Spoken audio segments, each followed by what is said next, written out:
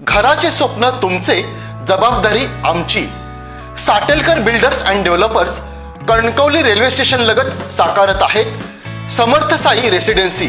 6 मजली इमारत, Poddar international school अगदी हाकेच्या अंतरावर. 1 BHK 2 BHK फ्लॅट उपलब्ध. बिल्डिंग लगतच डेव्हलपमेंट प्लॅन मधील 12 गुंठे राखीव खुले गार्डन क्षेत्र.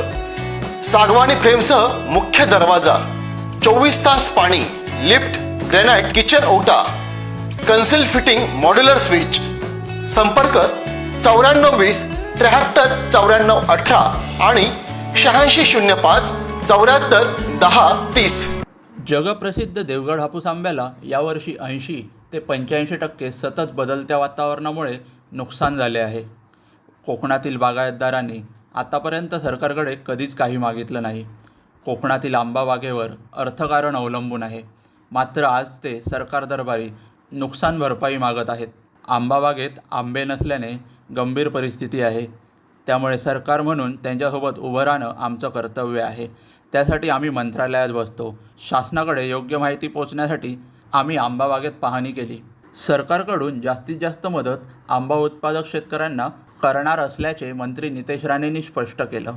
कृषी अधीक्षक आमच्या सगळ्या जणांचं जे पहिल्या दिवसापासून म्हणणं आहे की ज्या आमच्या आंबा बागायतदारांनी कोकणाच्या इतिहासामध्ये कधीच काय मागितलं नाही, ज्यांच्यावर आमचं अर्थकारण अवलंबून आहे, आणि आज जेव्हा ते काय मागतायत किंवा जे काय आवाज उचलत आहेत त्याच्या मागे खरंच गंभीर परिस्थिती आहे. आता आम्ही सगळे कणकवलीतून जेव्हा इथपर्यंत येत होतो त्यामध्ये प्रचंड धुकं होतं. इथे आल्यावर ज्या भागात देवगडात जिथे आपण उभे आहोत तिथून हे खरं म्हणतात तर आंबे इथूनच मोठ्या प्रमाणामध्ये येतात आणि मग विविध मार्केटमध्ये उतरतात.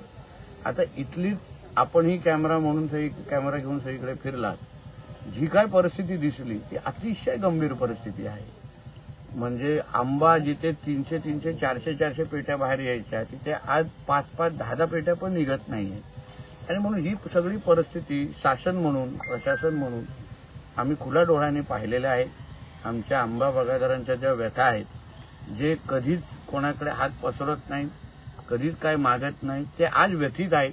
कारण का जी काय परिस्थिती आहे ती निसर्गामुळे आहे. जे काय कीड निर्माण झाली आहे, थ्रिप्ससारखा कीड आहे, उपलब्ध असणारी औषधं जी आहेत ती त्या कीड जी लागलेली आहे, रोग जो लागला आहे त्याच्यावर कामच करत नाही. आणि म्हणून ह्या सगळ्या परिस्थितीवर सरकार म्हणून आम्ही त्यांच्याबरोबर उभं राहणं हे आमचं कर्तव्य आहे. आणि त्यासाठी आज आम्ही आमदार, मंत्री, प्रशासन म्हणून आम्ही का मंत्रालयामध्ये बसतो, का विधिमंडळात बसतो, की ह्या आमच्या लोकांना आम्ही आधार दिला पाहिजे, संकटामध्ये त्यांच्याबरोबर उभं राहिलं पाहिजे. ह्याचसाठी आम्ही त्यांचे सेवक म्हणून तिथे बसतो. आणि म्हणून ही सगळी परिस्थिती मी आहे, जिल्हाधिकारी मॅडम, कृषी अधीक्षक सगळेच आमचे अधिकारी माझ्या बरोबर आहेत.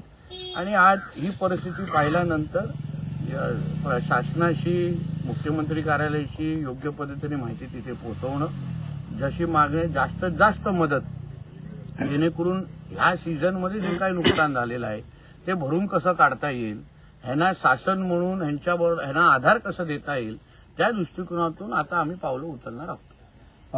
शासनाकडनं यापूर्वी देखील मिळाली मदत तुटपुंजी आहे आणि आपल्याला मदत मिळते जी मदत पुरेशी नाही असं सांगत त्या दिवशी देवगडमध्ये सुद्धा एल्गार मेळावा झाला आणि त्याच निमित्तानं 12 तारीखला आता हे सगळे जे बागायतदार आहेत ते आंदोलन करणार आहेत. काय सांगा?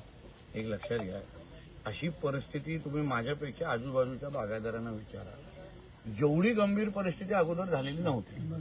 परिस्थिती होती, कधी कधी आम्हा लोकांना पाहिजे तसा आंबा भेटायचा नाही, पण ही परिस्थिती अतिशय वाईट आहे. आणि म्हणून आता आदरणीय गोगटे साहेब पण इथे आहेत, सगळे प्रमुख आंबा बागायतदार आज इथे ह्या माझ्या बरोबर आहेत. म्हणून आता ह्याच्यामध्ये राजकारण, आता आंब्याचे बाग आहे किंवा आंब्याचं ते काय ते कुठल्या एका पक्षाचं नाही, कोणा पक्षाचा झेंडा लागलेला नाही. आणि म्हणून आमच्या देवगड, आमच्या सिंधुदुर्ग, आमच्या कोकणाचं अर्थकारण ज्यांच्यावर अवलंबून आहे त्यांना आधार देणं. एका बाजूला आम्ही विकासाची भाषा करतो, एका बाजूला दळणवळण उत्पन्न वाढवण्याची भाषा करतो, आणि दुसऱ्या बाजूने ज्यांच्या आधारावर आमचं कोकणाचं अर्थकारण अवलंबून आहे ते अगर संकटात असतील तर आमचं अर्थकारण किंवा दळणवळण उत्पन्न कसं वाढेल हे समजणाऱ्यापैकी आम्ही लोक आहोत. तिथे सन्मान्य राणेसाहेब आज दिल्लीत पोस्ट आहेत. ते केंद्रीय मंत्र्यांशी ते स्वतः बोलणार आहेत या संदर्भात उद्या. आम्ही उद्या अधिवेशनात मंत्रालयात गेल्यानंतर आम्ही स्वतः मुख्यमंत्री साहेबांशी असो किंवा कॅबिनेटमध्ये परत एकदा त्या गोष्टी घेऊन एकंदरीत ह्या परिस्थितीवर मात आपल्याला, जसं मी काल पत्रकार परिषदेत बोललो, एकच सिंधुदुर्ग म्हणून आपल्याला करायला लागेल. हा कुठल्या एका पक्षाचा विषय बिलकुलच नाही, होणारच पण नाही. ज्यांना आंदोलन करायचे लोकशाहीमध्ये त्यांना स्वातंत्र्य आहे, पण ह्या आंदोलनाची ही परिस्थिती नाही. एकत्र म्हणून आज ही परिस्थिती सरकारपर्यंत पोहोचवणे, सरकारकडून मदत आणि सरकार म्हणून आज आम्ही फील्डवर आहोत. आज आम्ही लोकांशी बोलतोय, संवाद साधतोय आणि जास्तीत जास्त मदत. बघा, परिस्थिती गंभीरच आहे.